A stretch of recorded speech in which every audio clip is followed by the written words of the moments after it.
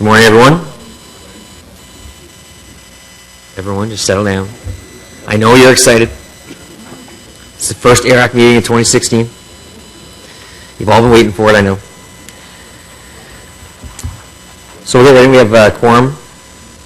Councillor Shantiri cannot make it. He's off gallivanting somewhere. He's doing traffic calming.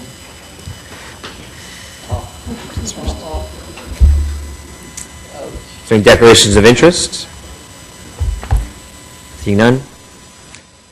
Confirmation of minutes from the meeting of 23rd November 2015, as well as the special meeting of 10th of December 2015.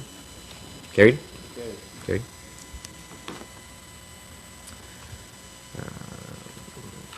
Communications response to inquiries. Discretion's inquiry from Councillor Shantiri about using the traffic calming budget, but that'll be addressed in the presentation later on. So before getting to the agenda, I just want to read this. This is a public meeting to consider the proposed zoning bylaw amendments listed at items 7 to 11 on today's agenda. For the items listed above, only those who make oral submissions today or written submissions before the amendments are adopted may appeal the matter to the Ontario Municipal Board. In addition, the applicant may appeal the matter to the Ontario Municipal Board if Council does not adopt an amendment within 120 days of receipt of the application for zoning and 180 days for an official plan amendment. A comment sheet is available at the door for anyone wishing to submit written comments on these amendments. So we'll go through it. We'll just let's quickly go through. We have a presentation too. It's on the open mic, and I'm going to bump it up to the start. But we're going to go through the agenda first, just quickly.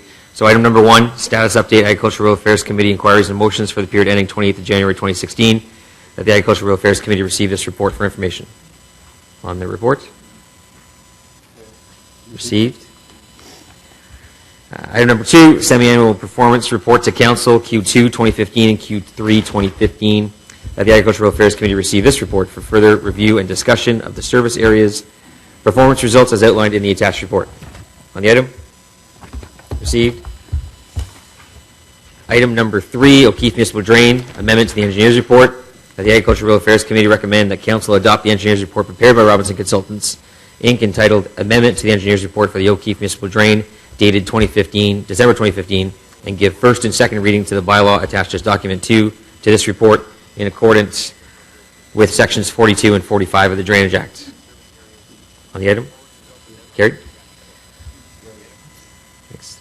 Just a quick, some people might be confused as to why drainage items for urban wards are at Rural Affairs Committee, but all drainage items are under the purview of the Agricultural Rural Affairs Committee.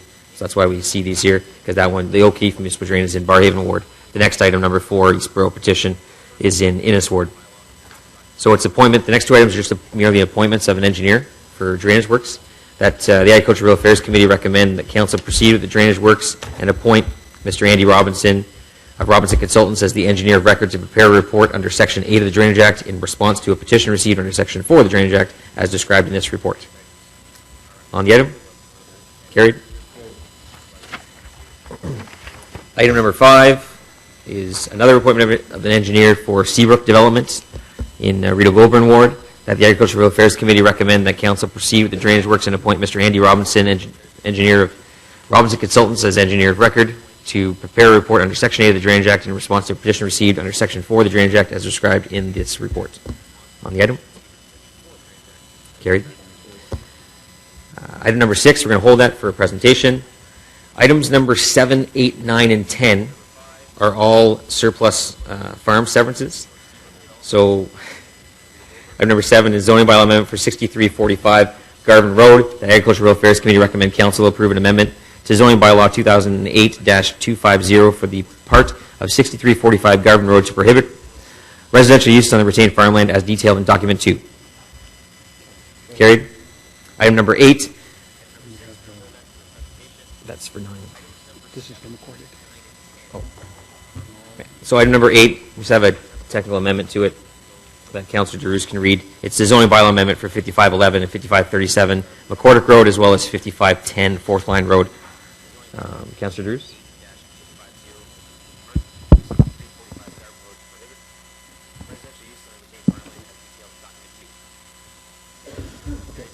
stop pressing it so much. Just press it once. Okay, now. We need a new system.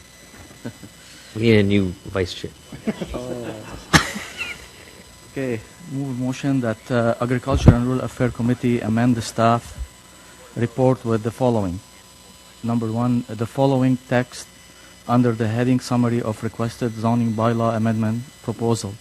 The intent to prohibit residential uses on the retained lands to be replaced with the intent is to prohibit residential uses on the retained land and to recognize a reduced lot width of 20 meters. Item 2 is that document 2 details recommended zoning to be replaced with the following.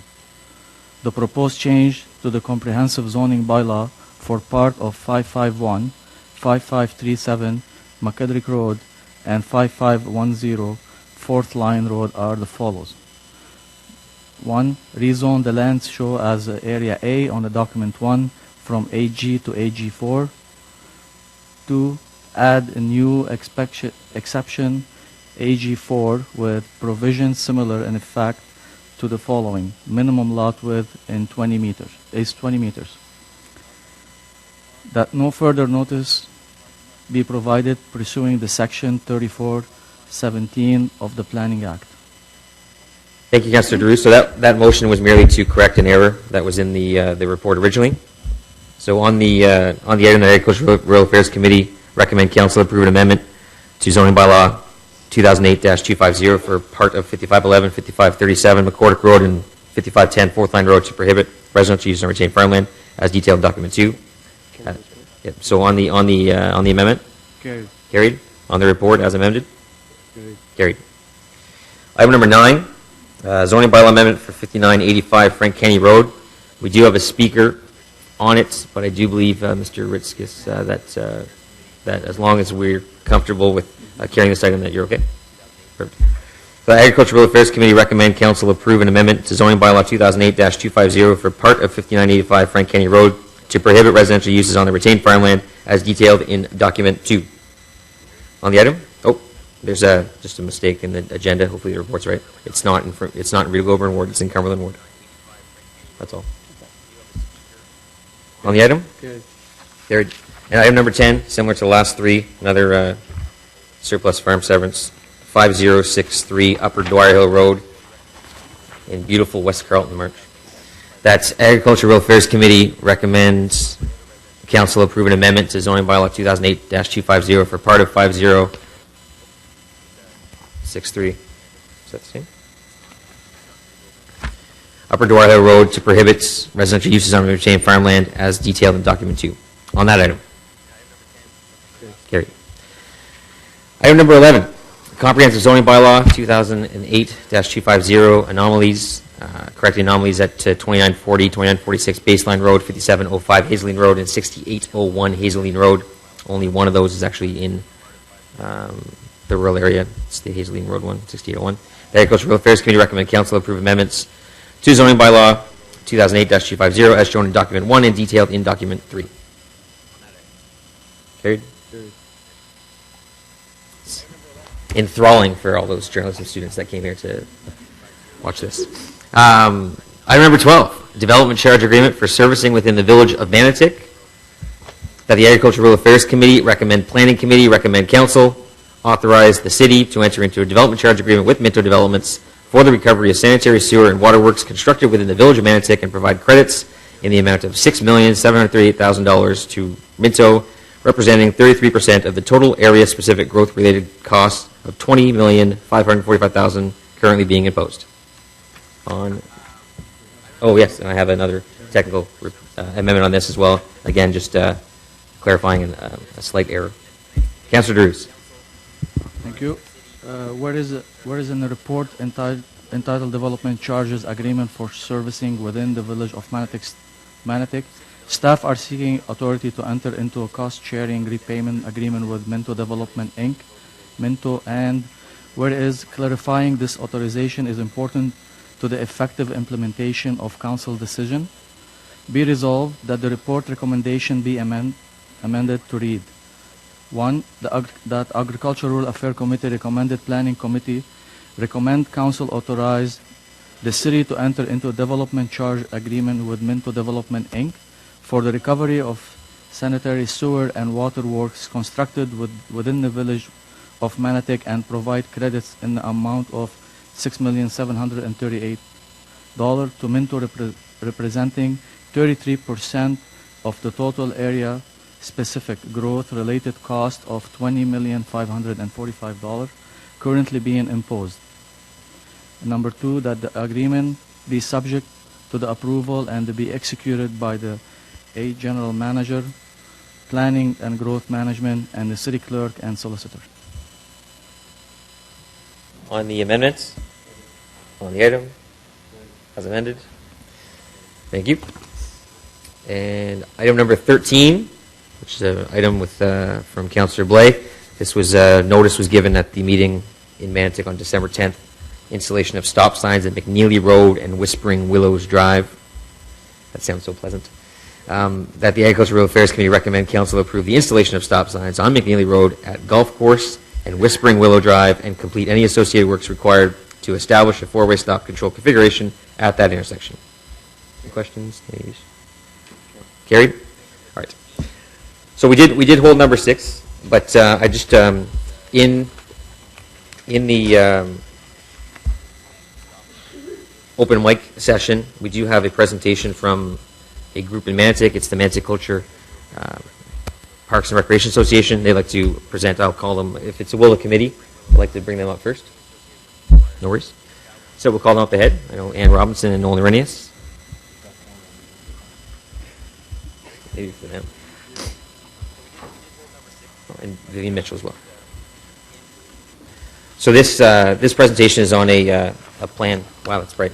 A plan for a pathway system, or a system and dock system along Mahogany Harbor in Manatic. It was featured as a portion of the Manatic Secondary Plan, which we approved at Council last week and at Committee back in December.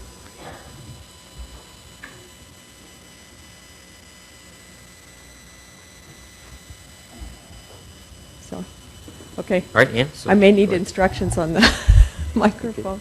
I'll call Councillor DeRuse. Okay. No, as long as you don't touch it, It's okay. everything's fine. Okay, good.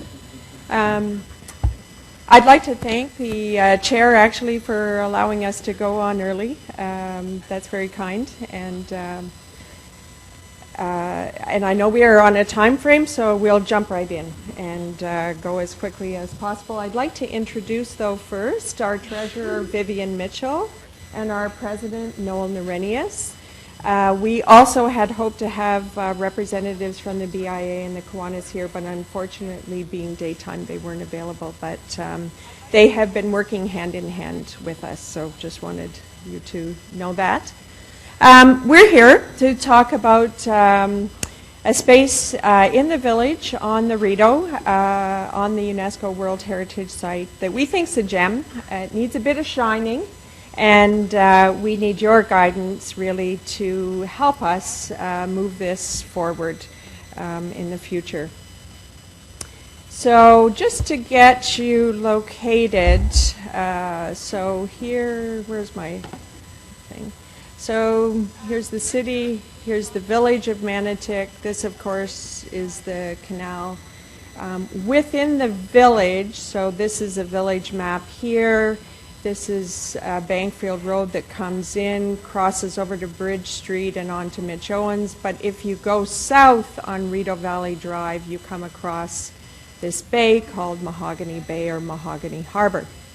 And that's the area there that we want to talk about in more detail. It's not a new idea, it's actually an old idea. It first was profiled in 1995 through a cause report, and we have a copy here, but it's also available on our website. It was a comprehensive community engagement process done by the Ontario Architects Association, come into a community, and over 5 days at the end, they produce a report with lots of input from the community. And we'll go through these in a bit more detail, so I'm not going to do that here. But started in 1995, former Rideau dealt with it in 96, Region did a survey, there was a feasibility study done in 2002, there was a concept plan developed in 2012. The Manotick BIA in their strategic plan have put it in for 2014-2018. There are community consultations done on the actual 2012 concept plan over a period of 3 years, and the pièce de résistance, we have it in the secondary plan that was recently approved. So here's what it looked like. It went through various iterations in between 95 and 2015. In the cause report, they recommended docking, you can see here, for 6 or 8 boats, a floating boardwalk, some onshore bike and washroom facilities, some park amenities with trees. There's very little there. I think there's maybe one tree that exists now, but looking at a row of trees, benches, plantings, some modest parking. But this was not a boat launching place. Manotick is actually, I've been told, the only place on the Rideau system where in fact you can't pull into the village with a boat. And yet this area and this bay is easily a couple of blocks away from the major shopping where you can pick up groceries or go to a local restaurant, and that's actually important for the small businesses in our village. Then Rideau Township put together a task force. It was led by architect Tom Blood, who has since actually passed away. Put together a comprehensive plan. The Rideau Canal Authority were generally favorable, but they wanted township endorsement. Some residents had some concerns about noise and litter and any racing that might happen in the harbor, and they didn't want overnight stays. And then amalgamation hit, and the whole project was deferred. In 2002, it was picked up again by Economic Development with the City of Ottawa in collaboration with the Manotick BIA. And a fairly comprehensive study was done by the corporate research group Stone Stable and Core Sunderland Wright, landscape architects. They recommended a much larger docking system. Building on the cause report, they thought phase 1 should consist of 30 slips, 4 to 6 night spots, and shoreline plantings, the sidewalk and promontory, and then consider acquisition of some additional land, and then phase 2 would add some additional slips. And it was maybe a little more ambitious than feasible at that time. And the whole project went on hold for a number of years and was picked up. And this plan, which we have been consulting on since 2012, is a reduced concept done by Doug Fountain, who's a landscape architect. So you can see the continuation of the tree line along here, a reduced dock, which would be 6 to 8 places for boats to tie up, so they could actually walk into the village here, or actually if you take this road here, you get right into the Mews. Some seating areas, a place where you could throw a fishing line off, but it's a much more modest plan than was considered in 2002. We then did a whole lot of consultation, an online survey. The concept was in the library for 3 months with feedback forms. We've had it out during Dickinson Day and Taste of Manotick, and met with had a number of meetings with the BIA in Kiwanis. We moved the concept forward with discussions with Councillor Moffat and with a number of staff. We've talked with PGM staff, Infrastructure Services, Economic Development, Parks and Rec, Public Art, Public Works. And in October, we had a meeting with Rideau Valley, Parks Canada, and a number of city staff to really say, hey, is this a go or a no-go? Because we'll put it on the shelf if we can't find a way to move it forward. And I think there was great consensus that no, this is a good idea.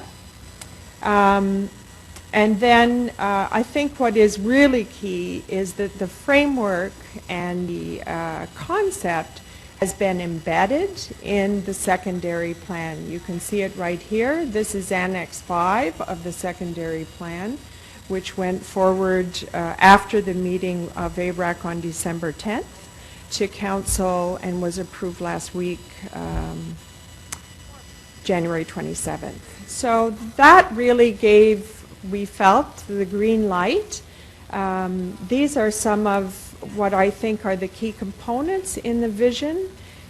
One is definitely access to the river. It's amazing. We're an island, you can see, in the middle of the river, but sometimes not much access for those who don't live on the river to the river itself, and particularly for boaters who are coming in here. And it's absolutely feasible to come into this bay, but there's no way presently to hook up to get into the village.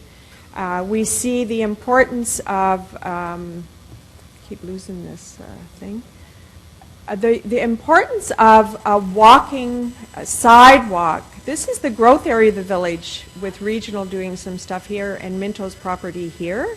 So being able to walk into the core of the village here is important. We see an opportunity for a great piece of public art. Where if a boat comes around this corner and in, what an opportunity to say, hey, we're here, and come in and visit our village, especially for the local small businesses. And finally, we're looking at a sustainable, environmentally sensitive enhancement to keep the shoreline natural as much as possible in that whole process. Yeah, there's challenges. This is what it looks like today from this is going south on Rideau Valley Drive. This was when Minto was doing some pipeline work here, so had to have the appropriate barrier. The project is complex because it involves the water, it involves the shoreline, and immediately that involves Parks Canada and Rideau Valley Conservation. And then because we're looking at a connection, it's transportation, it's recreation, because we want to be able to fish and take advantage of the boating opportunities. So not simple. I remember talking to Derek Moody a number of years ago actually on it, and he said, you know, Ann, it's not simple. And he was absolutely dead right. We would like to go from this concept design phase to working drawings and costing and shovel ready, because really we can't do anything, we can't fundraise until we have that next step done. We're prepared as a community to look for resources, to apply for grants, to fundraise in the community, and we also recognize that long-term maintenance is important as well for everybody. But there are opportunities. In the next 5 years, Rideau Valley South, right adjacent to Mahogany Harbor, is scheduled for repaving, and it is a designated cycling spine, so that on each side, 1.5 meters is to be paved where feasible for cycling. And we would love to see if, in fact, a sidewalk could be put in for walkers. Of course, 2017, next year, big year for the city with the 150th. We also have been reviewing the Rideau Corridor landscape strategy, and this is totally aligned, the docking and the initiative that we're proposing with that strategy. We feel there are funding opportunities out there, and we've looked into the ones that you see listed here. We think it's a great rural economic development and tourism opportunity. We are not, as a village and as one of the growing villages, taking advantage of the boaters on our doorstep. Last year in 2015, there were over 54,000 boats that went, according to Parks Canada, up the canal. And we just want to grab a few of them into the village and encourage them to enjoy it. And we know the community has fundraising capacity. We're working right now. Noel in particular has been working diligently with business and locals to fundraise for the arena. And we've had quite a bit of success on that front.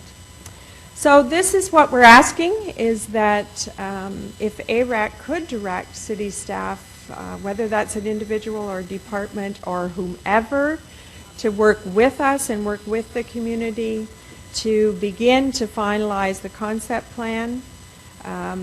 This is the timeline that we think would be ideal, if not optimistic perhaps. But we do think it's feasible, and then to look at getting the necessary approvals from Parks Canada and Rideau Valley.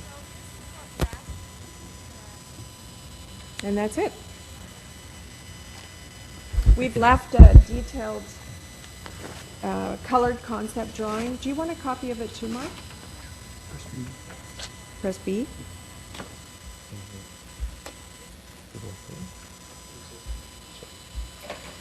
Thank you very much, Ann. Appreciate you taking the time to come here and present that to us. I think it's important, especially at this time. You can see Parks Canada, the NCC are all taking initiatives to try to animate the water more. I think for years our city's kind of turned our back to the water. Mantix certainly is one of those examples. You can see in LeBreton Flats that both the models there are both primed to try to make the water a focal point, and it's something that we haven't done in Mantix. And this allows us to go in that direction. I know Councillor Roos just had a quick comment or question. Thank you, Chair.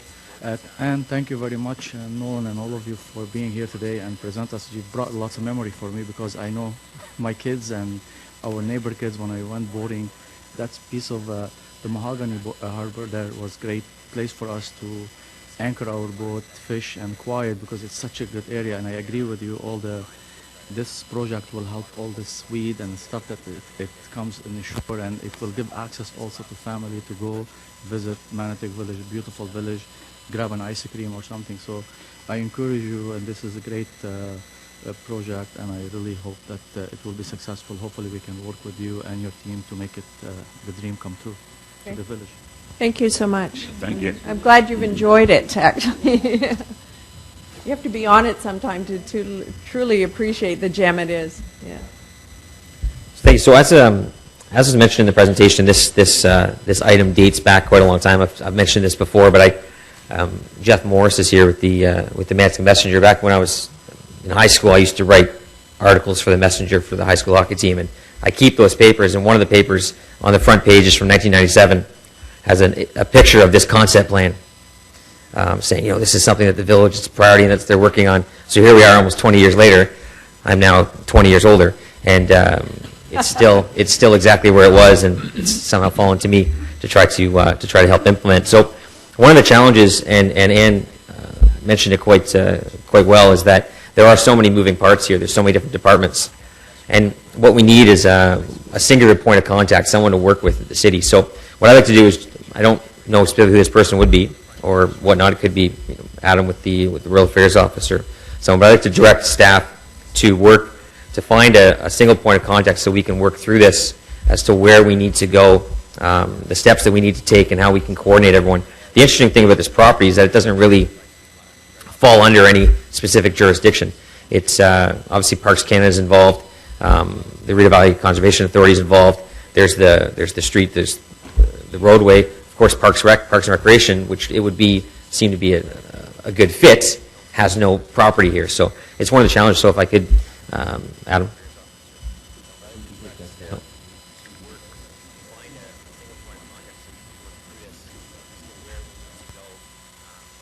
All right, thanks. Adam Brown's mic wasn't on, but he did say that he can take this direction. And he said he'll do whatever, I believe, I don't want to paraphrase, but I think he said he'll do whatever he can to make sure that I get what I want. I think that's what I heard? Okay, good. I just wanted to make sure that I heard what you said. Very good. And that I say it on the record when your voice wasn't heard. So, perfect. All right, well, thank you for that, Adam. I look forward to working with the community on this. I know that there are multiple partners involved. Ann mentioned that the BIA and the Kiwanis can be here today, but I happen to be a member of both, so I'm here, so I guess that counts. And local, I know there's lots of local partners. Certainly Minto Communities, which was mentioned earlier today, has a vested interest in this. They'd like to see this move forward as well. It's right on the doorstep to their development, and they plan to be a part of Manitouk for the next several years. So it's, I think there's a lot of opportunity here to bring this forward now, more so than maybe the issues that we had 20 years ago. So thanks, Vivian and Noel and Ann for coming today, and look Thank forward you. to working on this. Thanks, Adam. Thank you.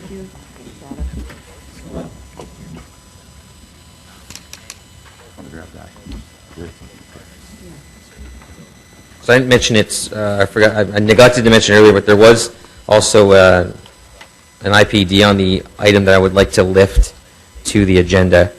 It's launching the Heritage Reference List Strategic Initiative, which is a project that we're going to be looking at in the rural area in 2017. But I would like to bring that up, so we'll go to that after item number 6, which is a presentation from our traffic departments.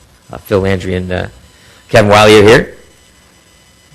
I know this was presented, this is on the agenda for Transportation Committee yesterday, but because I like to think that we're more special, then we're going to listen to it too. But specifically, it's because a part of the presentation here, part of the report, addresses specifically the concern that was raised by Councillor El Shantiri. So I thought it'd be good for the rural committee to hear this as well. So Phil, Kevin, thank you for taking the opportunity to come and present this presentation to us.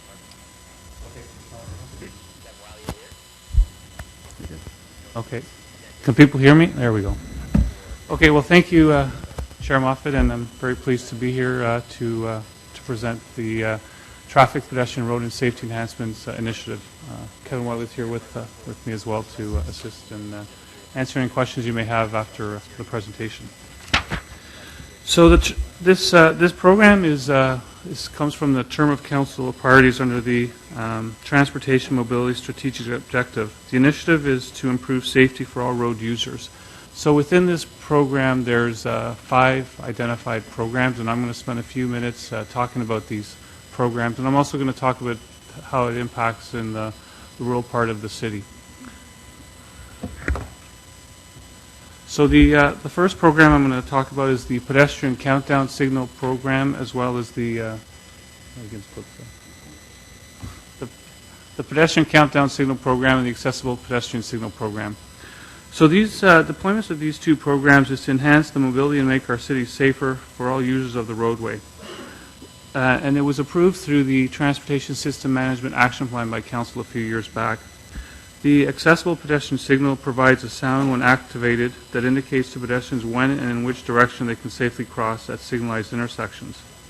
The pedestrian countdown signal provides a visual countdown during the flashing don't walk interval, which displays how much time the pedestrians has to safely cross intersections before the displays change. So the priority is given to locations that do not require civil construction work and that are close proximity to schools and seniors' residents.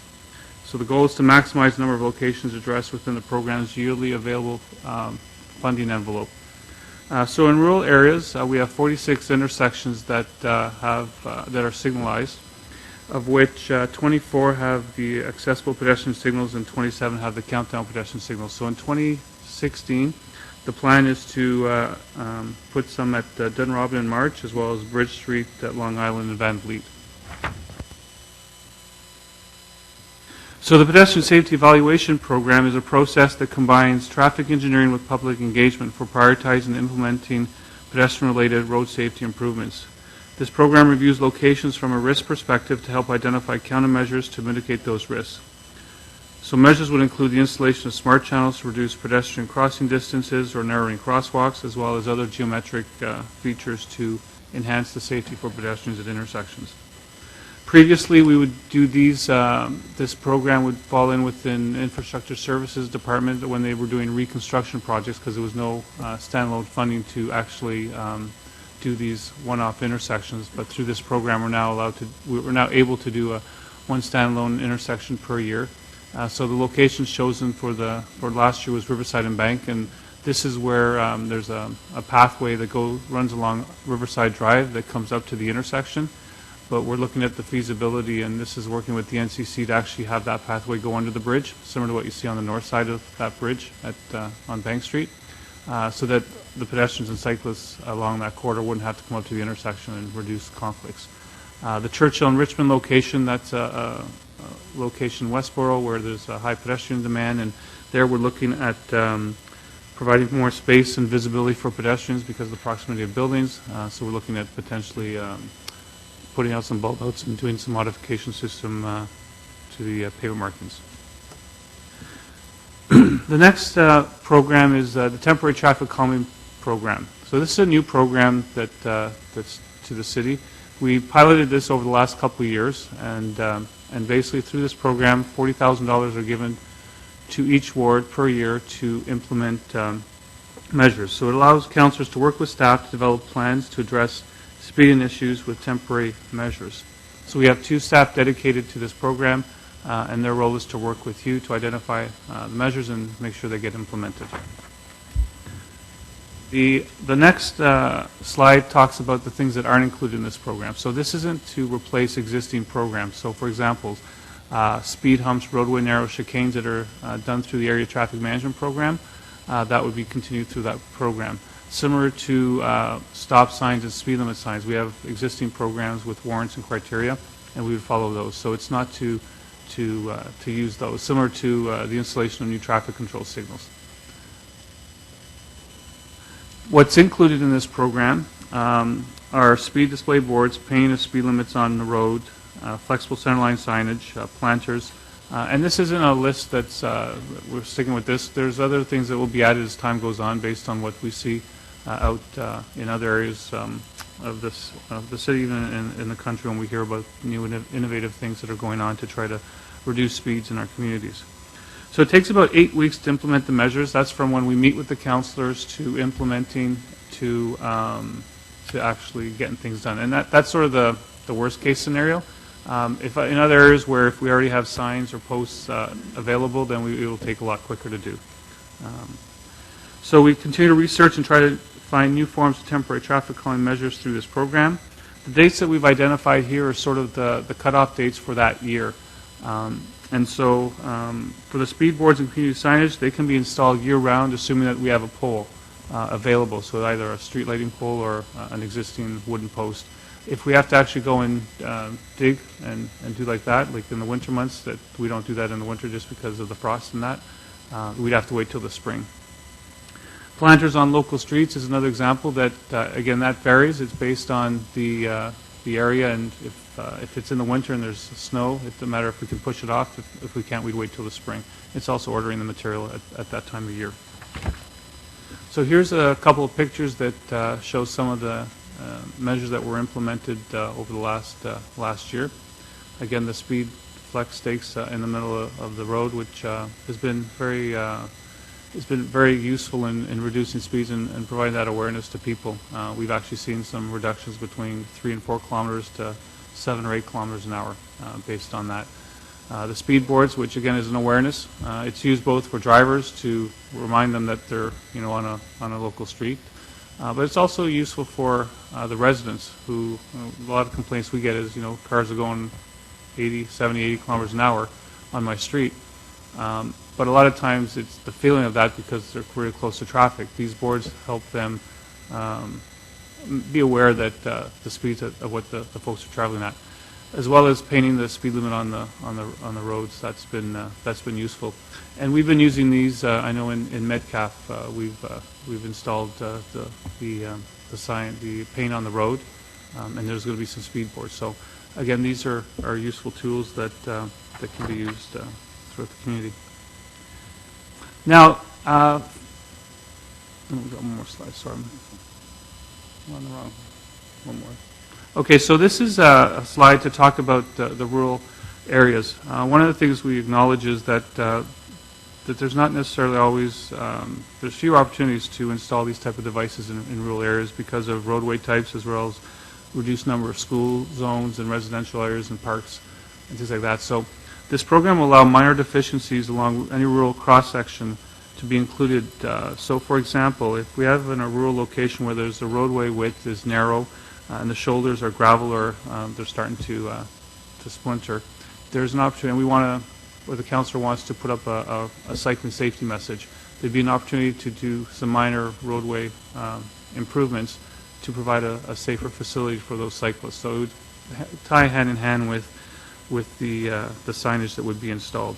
So we'll work with each councillor to address these minor deficiencies, and we'll work case by case to determine what could be used and what couldn't be used. But again, this isn't meant to replace programs as well, so it's got to be tied into the traffic calming initiative. So to date, in 2015, 20 wards installed some form of temporary traffic calming measure. The expenditures were between $0 and $27,000. The ones that there was 3 wards where there was no money spent, and the reason for that was we did meet with the councillors, we did identify measures, but it was more later in the year, and it was because with the flex dates, we had to take them out early November with the snow. There was no point in actually ordering the materials and doing the work at that point. So they're going to get done this spring, along with all the other initiatives that we're doing. So, and similarly to the total 176,000. Again, we only this program was approved in July. We were staffed by end of August, so we only had 4 months really to do that. So a lot of councillors have a long list of things that they want to do, and will be implementing from the funds from last year as well, the funds that are available this year.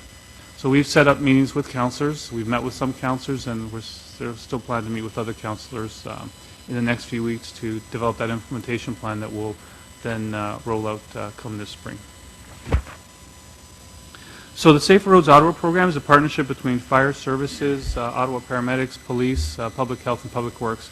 We're committed to preventing or eliminating road deaths and serious injuries for all people in the city of Ottawa. So in 2016, well, we've got 12 new campaigns that we'll be doing over the next 3 years. So in 2016, the focus is going to be pedestrian safety. One thing we've observed with the collision data between pedestrians and vehicles is that about 24% of those collisions occur where a car is turning or a vehicle is turning left, and a pedestrian's got the right of way at a signalized intersection. So we're going to be focusing on that initiative, on that issue this year to try to reduce and bring awareness to that to try to reduce those number of collisions. As well as our top 10 list of collision intersections, we also observed that between 50 and 90% of the collisions were occurring were rear end, and that's a symptom of congestion. So we're going to be doing an awareness campaign to remind people that, you know what, you're coming to a congested area, to slow down, be aware, and I think distracted driving probably has a lot to do with that as well. When you're sort of going a little slower, people are tempted to pick up their phone or do other things, which is something that we're trying to, through existing programs like Leave the Phone Alone, to get them to stop doing, because that is a really big problem. I believe about 40% of our collisions were distracted driving type, so if we can get that number down, that would be a good thing. From a rural perspective, we've last year, and we will continue to work with communities, we had a bike rodeo in Munster Hamlet, as well as we provided some slow down and stop signs out to the rural communities. I know I was out last couple of days ago with Councillor DeRuse at Metcalf, and he had a whole bunch of signs that saw a resident taking it home. So I think it's something that just provides awareness to the motorists that they're entering a community to slow down.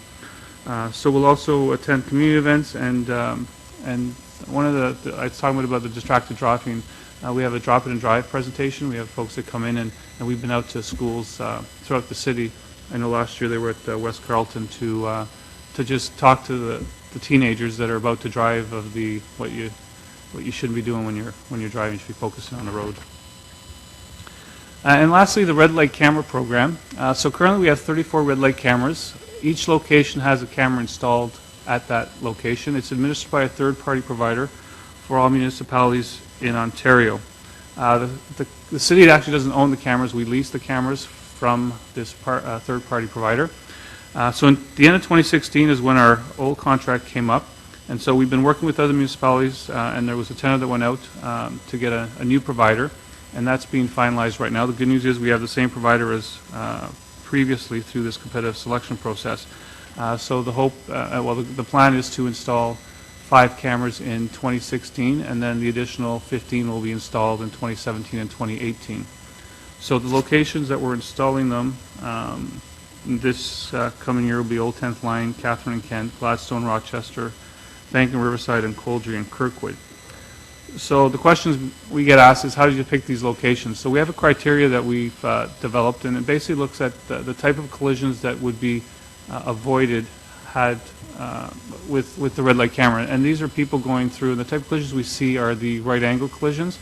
So these are normally high-speed collisions that lead to very serious injuries and fatalities. So the criteria we use is if an intersection has 9 or more right angle collisions over a 3-year period, it would be put on the list, and then we prioritize based on that. So that's how this list got done. Now in the rural areas, there is one location that'll most likely get done next year. It's at Hawthorne and Leitrim. That one there had 12 right angle collisions. At that intersection, it's not one direction that's worse than the other. They're just sort of basically spread out equally. So we're going to do a bit more analysis to figure out which is the more appropriate direction, because we also have in that area, in the morning there's a lot of traffic heading north, and in the afternoon it's southbound. So we want to do more analysis to determine where we want to put that camera. So in summary, the Traffic, Pedestrian, and Road Safety Enhancements Initiative goal is to improve safety for all road users. So we'll be providing updates through the city's balanced scorecard for the strategic initiatives, both at midterm and term of council. So at this point, I'd be happy to answer any questions you may have. Thank you very much, Phil. I know there are some questions. I just quickly want to ask you, on the red light camera, if it's just done based on accidents, sometimes that, I mean, example would be the intersection of Bridge Street and Long Island, because it's your major volume is on Bridge Street. You do get a lot of people that kind of just push it a little bit at the end, just to run it. There's relatively no accidents because there's not a ton of traffic coming through from Long Island to Van Vliet. But how would an intersection like that somehow qualify for a red light camera? Yeah, we have a lot of our intersections are like that, so it's not a problem specific to that area in the city. So we're trying to use evidence-based locations, and what we've actually found, because we've got 34 cameras installed, and those were based on that criteria, that we've seen a reduction in that type of collision. And so these collisions are happening at these intersections, so we want to try to reduce those. It's towards our whole Safe Roads Ottawa and Vision Zero fatalities. Right. And so we know that there's issues and problems at those intersections, so we want to tackle those before we look at other locations. What's the cost of the camera versus the cost of just installing the casing? Well, the cost, we lease the camera. It's about $85 a location per day. So the total expenditure last year, I think, was about just under $1.2 million for the 34 locations. So every new location is how much? Well, it's based on it's factors on, like I said, $85 a day. So when you multiply that by the number That of includes days, the $85 a day includes it's everything. And we lease it. It's the housing. It's everything. Okay. So it's probably about $40,000 a year per location. All right, Councillor Hughley, you had a question? Thank you. No, Mr. President. Okay, well, hopefully you can hear me. I'm one of the councillors that have been working with your people for several years, so I know the results that you're getting, and we're very pleased with the results we're seeing in our area with it. I have a couple of questions, though. The pedestrian safety program that you mentioned there, what's the criteria to determine the locations? Yeah, so the criteria, we brought forward a report in 2010 that talked about this program. So it looks at number of pedestrian collisions. We also based it on feedback from residents with regards to near misses, because one of the, I guess, is a good thing. I mean, when you look at vehicle collisions, we have around 15,000 a year, so it's a lot easier to identify issues and trends and problems. When it comes to pedestrian and even cycling, the collisions are near 300 to 400 in that range. So it's a lot more difficult to identify trends. So you may actually have, 1 or 2 collisions at a location, and when you look at it from an engineering perspective, well, that doesn't look like a big issue. So the program is also based on getting feedback from residents, and that's sort of the unique part of this program that was new when we developed this back in 2010, is we get feedback from residents. We go and meet with them to identify as sort of a high level to see if there's any issues. And then once we go through that process, then we determine, is it something that is something we can actually improve to try to reduce those problems. So in the past, we haven't had that standalone dollars to actually implement anything, so we've just piggybacked on construction projects. So for example, when Bronson was rebuilt up by Somerset, we did some roadway narrowings and used this program. And so we use this criteria of collisions and complaints that we get from residents and do an evaluation to determine, where this funding should go. So for Bank and Riverside, you have a high volume of pedestrians. We'd had a fatality there a few years back. And so it was, and because in this case, the NCC wanted to look at the pathway system, it's going to basically cost us 50 cents to the dollar because they're going to cost share the cost for that. So it sort of made sense to do that at that location last year.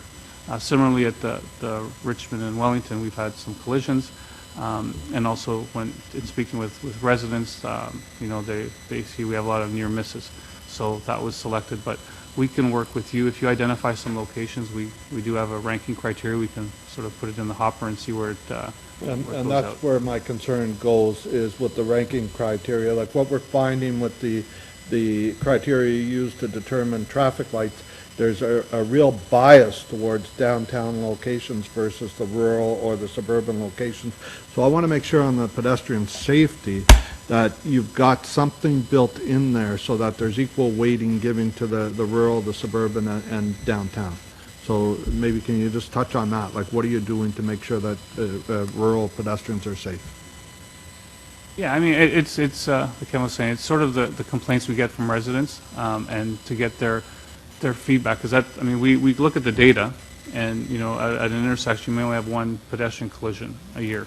So from that, it doesn't really tell us, okay, is there a pattern where you would see where, like I was saying, with the vehicles, we're seeing 70% of the 40 some odd collisions are rear ends. Well, there's a pattern there, so we can do from an engineering perspective. Is it, do we put high friction pavement? Is it something with the signal time? And we, one of the things that's been very useful is the left turn collisions with through. So if we start to see that, we can make the signal. You can only turn left when you have the arrow. So those are easy things to do. When it comes to pedestrians, it's a lot more difficult because you just don't see the collisions to give us those patterns. So that's where we go and meet with the residents. So if you have intersections in your ward, and I know we did that a few years back at the park and ride lot.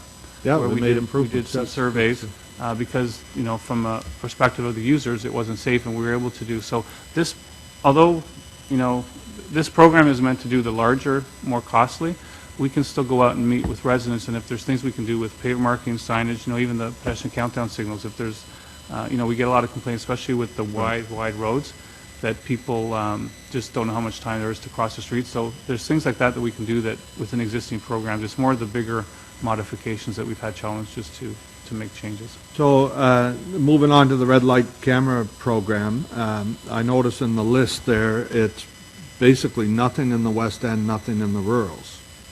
For this year, yeah. For this year. But again, next, we're working on a list for the next 15.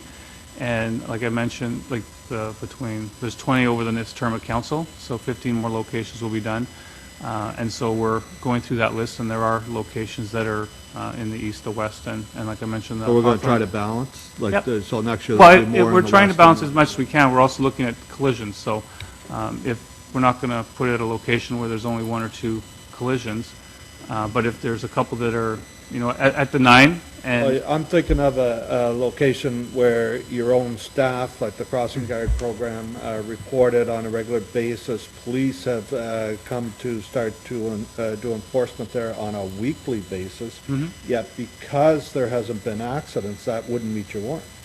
Or well, your it's more in the criteria. ranking. I guess the challenge It's that only we're- a matter of time before, and it's out of school, it's only a matter of, because of the crossing guard, it's only a matter of time that we're going to have a serious accident there. So I'm wondering if the red light camera, since that seems to be a big part of the complaints, is that people are going through the red light there, at $85 a day, is this something that we can lease and use our traffic calming to get maybe 60 days at a location? Or is it, once it's in, is it there for the year? How does that work? Yeah, it's a permanent installation. I know that question came up yesterday. Can we move it around?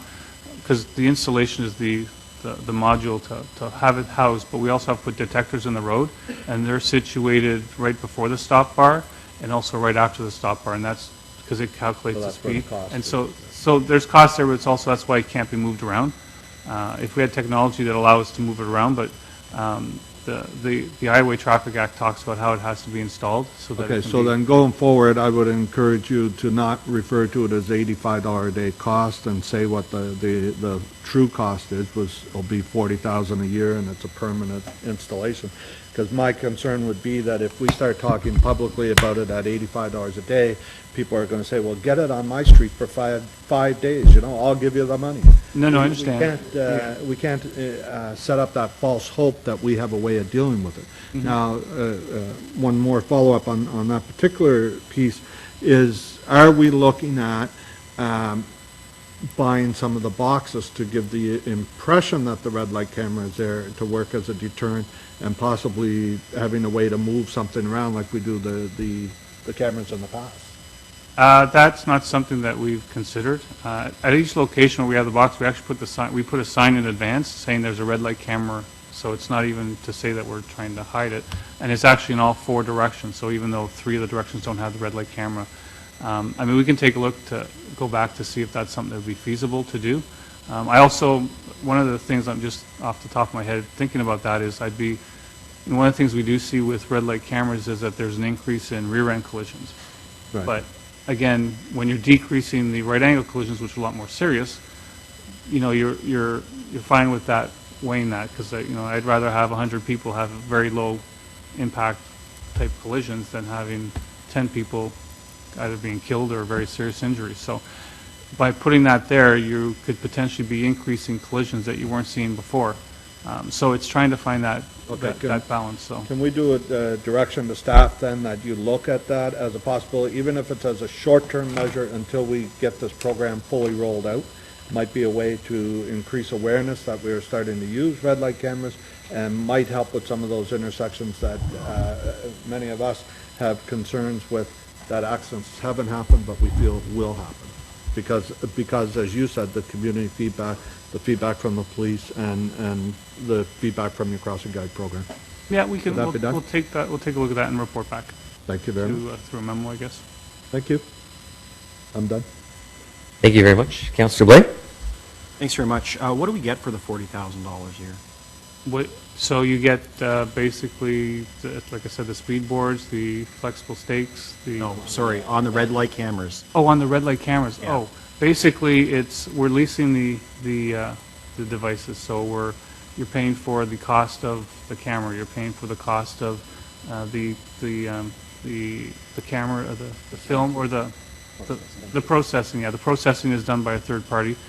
Basically, the City of Toronto manages the whole program for all the cities within the province that are within the program, and that was decided back in 2001 because it was felt if each municipality went out, the cost would be a lot higher than if you went out in a bulk purchase. So we've been following that format over the last few years. So The you basically cameras have and the processing. the cameras, the processing, the infrastructure, so we don't pay for any of the detectors, we don't pay for any of the housing.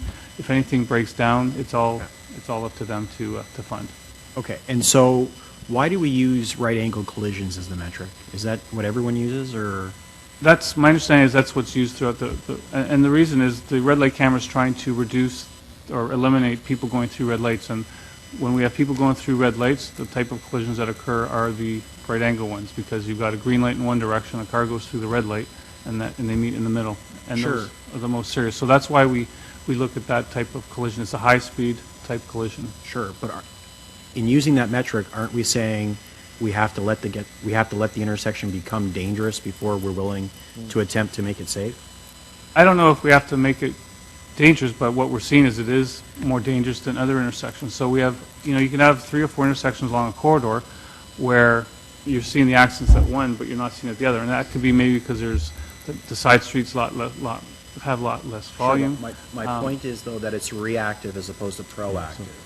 We're not taking any proactive measure to visually identify things that might occur in different situations, and this might stop them from happening. We're saying there has to be 9 T-bones before we'll consider putting in a red light cam. Yeah, well, I guess if we didn't, the answer to that would be if we didn't have those 9 or 10 collisions happening at intersections, then we could look at other criteria. But at this point, we're still seeing those numbers. We have a list of about 30 intersections that have that many collisions. So I know we're being reactive, but at other intersections where those collisions aren't occurring, it's again prioritizing. You know, do we put it at a location where we're not seeing those intersections, but there's the feeling that that's occurring, versus intersections where we know it's happening. It's not to say that we want to see all the other intersections increase to get that number to get a red light camera, but it's trying to find that balance because we only have a certain amount of cameras that we can install. So where do you get the biggest bang for the buck from a road safety perspective? Sure, okay, so going back to the temporary traffic calming program, could you put the slide back up that had the timelines? And there was a slide that indicated at what point in the year things could happen. And at what I point in the think year, that was the talked about for July that one. 1st and stuff. Yeah, the one where this one here, I talked about it in that.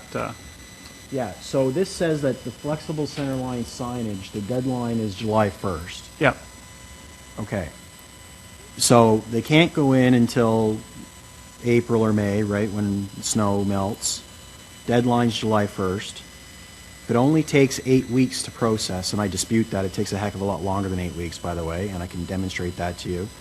If it only takes 8 weeks to process, 8 weeks still brings you to Labor Day, and you still get 2 or 3 months of school. And if school zones are the priority for these things, or one of the priorities for these things, why the heck is the deadline July 1st? Well, the July 1st was, again, the plan is to work with you and to identify those locations in the spring.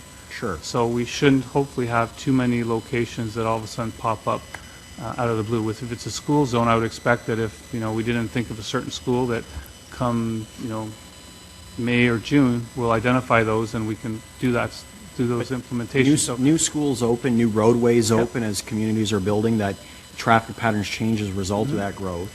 And you might not realize the situation until September. They might change the busing patterns of the students. And so in taking 8 weeks, and again, it takes a lot longer than 8 weeks, I'm not sure that July 1 is an appropriate cutoff time, to be perfectly honest. Well, I guess from our perspective, it's, you can go out and if we were to say September 1st or October 1st, you can install them for a month, but from our perspective, it's not a good use of the resources that we have to go, because we have to pull them out by, the 1st of November. So it's trying to find, so in those schools, what I would suggest is maybe you don't put the center line flex for that year, but maybe we look at another option, like a speed board or signage or things like that, so that, it's not to say that we're not going to do anything, but there might be other options that we can look at doing. Now, if we know that there's a school that's going to be brought up, we can look at that through the planning to say, you know what, we know there's a school coming, it's opening in September, so let's put them in the middle of August. Your department is aware of the schools that are opening and when? Coordination with the planning department? 'Cause that's not been my experience. No, today. we're trying to work with planning to get that. I mean, for the most part, we hear it usually from counselors that there's this new school coming, but we're working and we're trying to improve our communications with planning to see what's coming up down the So pike. how do you measure the effectiveness of these programs? So to measure the effectiveness from I guess there's a few metrics. One is the actual data. So we go and collect data prior to the installation of the sign, and we do it after. What we found when we did the pilot was there was the majority of locations, we saw speed reductions between 3 and 7, 8 kilometers an hour. There was one location in Stittsville where we actually saw the speed stay the same. And when we went to look at it after, we noticed that location had a really wide roadway, so it was about 11 or 12 meters. The flex stick was in the middle, so there was really no friction or what we were trying to create here. So the following year, we actually went and put some stakes on the side of the road about a meter from the edge, 1.5 meters from the edge of the road, and we saw speed reduction. So that's one way we measure. Another is just feedback from residents and from the councillor to say, you know what, we feel that the speeds are lower. Sure. For how long do you measure? We would measure them for the first year when we install it, and Why wouldn't you continue to measure it over time? that is more just a resource issue with regards to, we've got 2 staff that are doing this full-time, and we have 100 locations that we've got about now, and as time goes on, we expect to have more. It's just a matter of prioritizing. Do we want them to be focused on collecting data, which I understand is important, or do we want them putting out new measures? So we're there's options that we can look at. I know. But if they've stopped working, would it not make sense to not install them in that location and move them to a new location? Potentially, and we've done that in some areas, and that's where How do the we data- know, how do we know they're no longer working if we don't measure? Well, we've measured the first time in our, from what we've seen over the last few years, is that the speeds tend to stay the same. Now, that being said, if there's a one-off. No, sorry. How do you know that if you don't measure the second time? You measure the first time after the end of the first year, but you've not measured the second year or the third year. How do you know they've stayed the same if you don't do the second and third year? Well, we get feedback from people. So again, and I think at the end of the day, we don't want to go do a carte blanche to go and do every location. If there's one or two locations that people feel that, you know what, the speeds are back up to where they were, then we can take a look at that. We also have the ability through the program, if councillors want to purchase the speed radar guns themselves, which is, I know some councillors have some, and they use it for this, but they use it for other things, to actually go talk to the residents before they even come and talk to us in the traffic to say, you know what, do you even have a speeding problem? So those are some of the tools that we can look at doing. It's just, our concern is if we were to have to study each location every year, as time goes on, we're at 100. Next year we might be 150, 200. Then all of a sudden, we'll be saying, well, you know what, we need another staff person to do this full time. And so at this point, we have a very narrow time limit, and I know there's been issues like you mentioned today with regards to how long it's taken to do things. We do have staff now dedicated that we didn't have over the last couple of years. I just wouldn't want to take that away, and then all of a sudden the impact is that we're not able to deliver on some of these things. Sure. So in the newspaper this morning, two councillors indicated that the reason they didn't use any of their money was because they were saving it because of the rollover to do something bigger. I understand that infrastructure or projects that are covered by other existing programs are not eligible for this funding. Yep. So describe to me what would be eligible for this funding, but is so big in cost that is not covered by another program, and therefore justifying the rollover. Well, I think one could be potentially, like I was talking about earlier, with like in a rural, on a road. I know Councillor Chanteri's talked about that in the past, where he's got a very short distance where he'd like to put a cycling safety sign or something, but the shoulder's really in terrible shape, so to put some money in there. The other thing is that we can, the pedestrian crossover program. We brought forward a report last fall that talked about. Greg Krent said those were not eligible for this. They At the weren't committee meeting. the ones that don't meet the criteria, but we also have a backlog of locations. So if there's So we can install them where warrants and criteria aren't met. and where we can't fund it through our regular program. So we can use this to install traffic lights where warrants aren't met? No, they have to be met. They have to. So basically, it's not to install. And first of all, traffic lights as well are about $150,000 I understand. to $200,000. I'm trying to, in what scenario is a PBX warranted and meets your criteria, but isn't on your funding plan? Well, it's on our funding plan, but it may be in 2 years or 3 years from now. So a councillor may But want. should it be not eligible then? Because No, it's in your funding plan. It's eligible, but if a councillor wants to spend the money earlier to have it installed. But Phil, you just told me that things that are in the plan aren't eligible. Now you're saying the things that are in the plan, but we're not doing for a couple of years, are eligible. Which is it? Are they eligible or not? If they meet the criteria and there's a backlog and we can't fund it this year, then they would be eligible to be installed earlier than in 2017 or 2018. So for example, I've got a location where we have to put an overhead sign. It's going to cost $35,000, $40,000, $50,000. Then if the councillor will say, you know what, we only have funding and we expect that to happen in 2018. If the councillor wants to come and say, you know what, I want to do it this year, then we could fund it through this program. Okay. You and Greg Kent need to have a conversation, because that's not the message that I received when the four of us met. Okay, well, It certainly sounds similar to what we've done with cash in lieu of parkland, where you can advance projects in that way. Councillor Huey just wanted to add something before I go to Councillor. When Councillor Blay was asked about the metrics, there was one that was left out there that I think is very important. I've certainly found it very useful, and your staff have been able to provide it, and that is the compliance with the speed limit when we install these flex stakes and the line painting, two of the options. I believe it's on average 24% improvement in the compliance to the speed limit with the flex stakes, and 17 or 18% improvement with the line painting, correct? Yeah, I mean, those are, I mean, think that's those are part of the important. speed data, so we look at the average speed of reduction, but also compliance, and the more you can get to 100% compliance, the less likely there'll be a collision. So those are, because you have, the compliance is basically the differential in speeds, and so the more you have people at different speeds, because you'll always have a segment of the population that will drive at the speed limit, and what happens, especially over longer durations, or if people have been waiting for a minute or two, they're going to start to do silly things to pass those folks. So if you can get more people complying to the speed limit, then that likelihood of those things happening is reduced, which improves safety And for these everybody. tools have proven to be very effective in Yes. doing that, but those are significant reductions. Yep. So it's good. Okay, thank you. And I would also echo what Councillor Blais said about the PXOs. There's obviously, there's a pent-up demand for these. We were part of, several of us were part of the initiative to get the province to approve these, so perhaps your staff may want to work with us to make sure that as many as possible are done this year. Yep. Or next. Yep. Thank you, Councillor Hubie. Councillor DeRuz?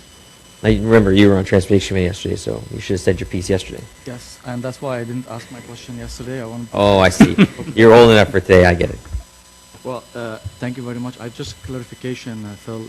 So let's say if you want to put a speed bump on the street, it didn't, and if it didn't meet the warrant, but if it met the warrant, you can use the funding that we have, so we can install them because it goes on the list to wait for funding. I'd have to talk to Planning Growth Management, because those are programs run through their program. We haven't, that's the first time I've been asked that question, so I can follow up and get back to you. That's good because I was told it's not. I just want to make sure I need clarification. I on mean, that. the program's not meant to replace, but if there's, if I would think, and again, I'd have to confirm with Planning Growth Management, that if there's a list that's been identified, a speed bump will go, but because there's no funding similar to the PXOs, that it can get advanced, then, again, let me talk to them and we'll get back to you. Yeah, it'd have to meet the criteria. As long as it meets the criteria, then potentially there's an option for that. Okay. My other question, good. I'm really happy with the SI's project, and I know I spend lots of money, but it doesn't have to be now, probably you won't have the answer for me. In my calculation, I have 12 location painted, and I have 6 speed board with brackets. My total came way more than what you guys that yesterday released, which is I'm happy. Does that mean what we spent last year, there is something you didn't bill us for, or that's something? I understand the flex stakes that we can't, you can't, they're not included because we can't install them till spring. But can you give me a breakdown on what we ordered in my ward, and I have a breakdown on what we were charged in 2015? Yep, we have that data, so we can send you a it's detailed good. report on that. It's good because my number doesn't match yours, which is perfect. I'm really happy. I So hope, think I have well, see, I think what happened is we did also send an estimate. I know that our folks sent estimates to all the councilors saying, this is the estimated cost of what it'll be, but we only charge you the actual cost. So it's more than likely that we probably overestimate a little bit, and better that way than probably the other way. I'm very happy. I got more money to spend next year. Good. Thanks. No problem. Don't get too excited. There's actually there's a caveat in the policy where any overages from Osgood Ward actually transfer to Rita Goulburn, because mine's twice this size. So. Ooh. Ooh. The mic wasn't on, so no one heard that. All right, so thanks for this. I know that we've managed to do a couple things in Rita Goulburn Ward, and the program works. I know the flex stakes that we placed on Church Street a couple years ago, we saw an immediate reduction from an average of 52 down to 44. So in a school zone like that, that's incredibly useful. I know some people don't like the flex stakes, but when you have that kind of data that shows the impact and the changes that it can make where there is a high level of complaints, it's pretty important. So I appreciate the program's been good, and I appreciate the effort to be able to expand it. Any other questions on the report? Received? Thank you. So our next item, again, I mentioned that I just bumped up an IPD. So this is about the Heritage Reference List. It's a strategic initiative for this term of council, but there is a portion that pertains to the rural area, and I think this is incredibly important now, given the conversation we've had in recent weeks regarding a certain barn. That we look at the rural area and how are we determining what is heritage, what do we want to protect going forward, and what are the criteria? Sorry, I just I went all Vladimir Putin on this, so I have to get a vote to actually lift this to the agenda. Can I? Carried? Thanks. Thank you, Mr. Chair. Ms. Coots is joining me today. We're happy to talk to you about the initiative that we're undertaking on the Heritage Reference List and how this will provide an opportunity for the rural community. So all the former municipalities had heritage reference lists. They comprised of buildings and some heritage significance that had been identified by local history groups or committees. After amalgamation, these were all combined into a larger list. Since that time, we haven't had an opportunity to do any work to undertake to determine whether or not these buildings even still exist. So these buildings, through this list, were not protected, but they were flagged for having some heritage merit. So Council has asked us now to examine, on a citywide basis, heritage value. And we're here today to talk about, the context within today's rural Ottawa. So the strategic initiative identifies the city's heritage resources and we will be providing this information on the website. It'll be important for property owners, future developers, and community groups to understand this list, and it'll be online for their awareness of their local heritage. This will ensure that potential property purchasers and developers are aware that a property that they may be interested in may have some heritage value. So this is a term of council priority, so we have until 2018 to complete this exercise. We've just recently hired 2 researchers. They're going to spend the latter part of 2017 and the early part of 2018 surveying properties within the rural communities. And they'll be reporting on buildings and properties to ARAC. ARAC can expect a list on the Heritage Reference List to be brought forward to your committee. What we would be recommending at that time you receive this list is that you would recommend its adoption to the city's Heritage Register to City Council. Including it on the Heritage Register requires that property owners will have 60 days to provide city staff at City Hall notice prior to any demolition. This will allow staff an opportunity that if there were further examination done, if the city chose to initiate the designation process. So some examples could be on this reference list and ultimately the registration list: houses, barns, churches, and industrial areas. These were examples that were on the former list in former municipalities. So staff will be completing forms, there'll be photos being taken, staff will not be trespassing on anyone's properties, but this is going to, this initiative is going to, in the context of today's rural Ottawa, will allow communities to celebrate their unique history, and we look forward to bringing this to council so that homeowners and future developers and members of the community have clarity with this comprehensive review of heritage value. Ms. Coots and I are here and open for any questions that you may have, but thank you for your time. Thank you for coming and speaking to us about this. Councillor Hubie had a question? Thank you. Thank you for your presentation, Leanne. When this report comes to council, at the last planning committee where we dealt with the barn, I had given direction to staff to look at how we can deal with situations like that where council deems it a better value to move the barn somewhere or a building, like take it apart and relocate. I'm hoping that that criteria can be included either in this report or released before the report, because I think it provides a lot of context for options for us.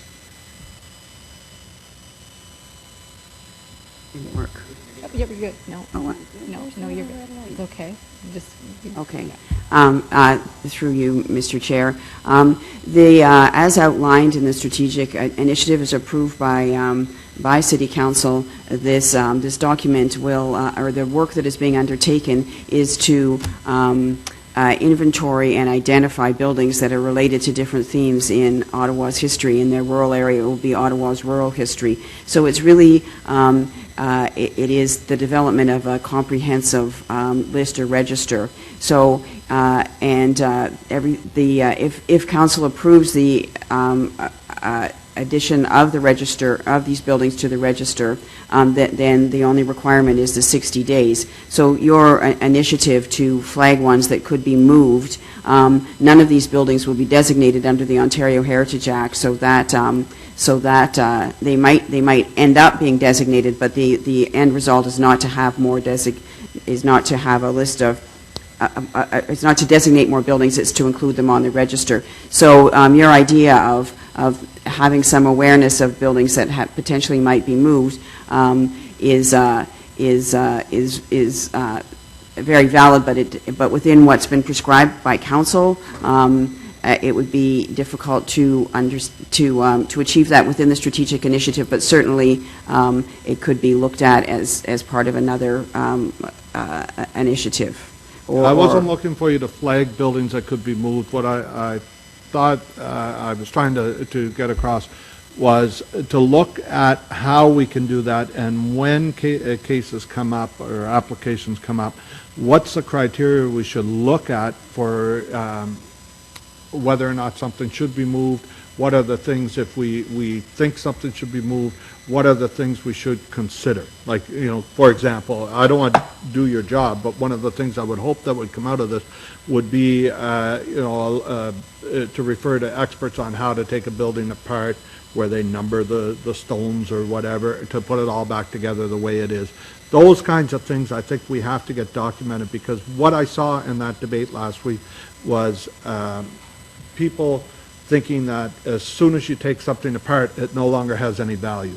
And that's so far from the truth, because heritage is about providing the context for the building, not the property that the building's on all the time, but the building itself. And in the case that we dealt with last week, and I believe it wasn't unanimous, but it was certainly the majority of council agreed that this was the right decision, and that it would be better for the long-term heritage value, even though it didn't have the designation, to move the barn. There's going to be things like that in the future. I've dealt with others in the past where there is a value to that. But because we're doing it on the fly, people aren't aware of it, and mistakes can happen. I'd like to avoid it. I'd like staff to look at that and tell us how we can do that and preserve the heritage value of the property, should that come up. Mr. Chair, we took that as direction at committee, and we will certainly make sure that, no, I guess I just speak loud now. Okay. So, Mr. Chair, we will take that as direction, that we will examine and bring forward information to further clarify how that will take place in the future. Thank you. Thank you very much. I know that certainly the conversation last week and the last couple months really, spurred on a lot of passion on both sides of the matter.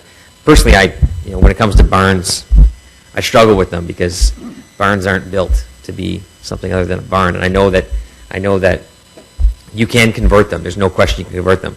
I'd like to see us try to find a way to encourage reuse of barns without using something as restrictive as the designation. I think it'd be more economical. I think it's hard to say that repurposing a barn could be economical, because it really isn't. But I just think that when you make it so restrictive and you make it about a battle over the Heritage Act, I think you ruin the conversation. That could have been a much better story with that barn, had it not been so restrictive in terms of what we were looking at. It was either yes or no. In the future, we've got a number of these barns. I drive by countless barns every single day of my life, and there are a lot of them that tell good stories. They might not be significant. See, if you drive down a road like Mansfield Road, they're all small. They're all log barns, because it was indicative of the agricultural nature in that area. There wasn't a lot of there wasn't a lot of profit made in that area, so that the farms were much smaller. But those barns tell a story, yet they're just small, tiny sheds, really. But they're made out of log, and they're significant, and they're interesting for that area. So that that kind of thing tells a story. But it probably isn't as significant as the Bradley Craig barn, because it's nowhere close to the same size.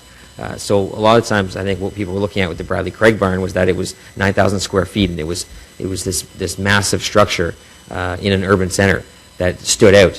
Some barns don't stand out like that, but they all have a story. So it'd be neat to see if there's a way that you could protect these and promote these without having to put a designation on. But I'd be interested in having that conversation as we go through this. I wanted to ask really quickly, what would be the involvement of councillors, of rural councillors in this process? Would there be some sort of working group on it as to how we move forward? Mr. Chair, if ARAC is interested and if you have any members that would like to connect with staff, we'd be happy to entertain an opportunity for you to be involved in the process going forward. Certainly we'll be back here once the work has been completed and as we identified, but if during the process there's interest, we'd be more than happy to connect. Yeah, I think there would be. I mean, I think we can circulate the members and also our communities. A lot of times we have very active historical societies in our communities throughout the rural area, and I think it would be good to get that connection, have that conversation ongoing between council and community and the city, so we can all kind of work on it together. I think the register is important. I've put properties on the register from Manotick. I know there's a number of properties in Richmond that are on the register, and they just add a lot more than the reference list. The reference list doesn't really protect the property. At least the register gives you some sober second thought before demolishing a building. We don't stand in the way. If the building isn't significant, then by all means tear it down. But I do think it's important to give us the ability, to give the community the ability to look at those properties. So the fact that there aren't many properties in the rural area on that register, I think this is a good step in the right direction to be able to provide that protection without being rigid. So thank you for presenting today, and I look forward to working together on this.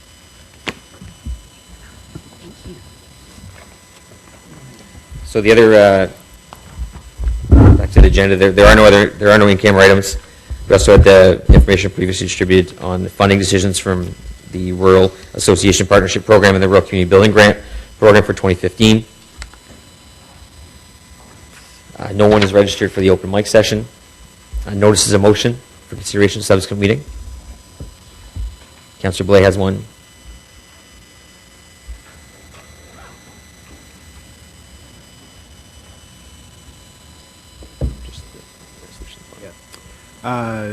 Therefore be resolved that the Agriculture and Rural Affairs Committee recommend to City Council reduce the 80-kilometer-an-hour portion of Wall Road to 60 kilometers an hour to match the speed limit as set on 10th Line Road to enforce the speed limit uniformity in the neighborhood with vehicle drivers and consequently reduce the speed of traffic traveling in the neighborhood. Thank you. Thank you. So we'll deal with that at our next meeting on March 3rd. Any other notice of the motion? Seeing none. Inquiries? Seeing none. Other business? Seeing none.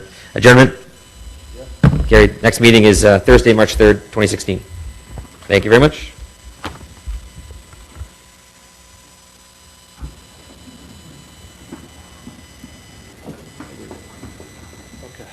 We're supposed to meet now for something?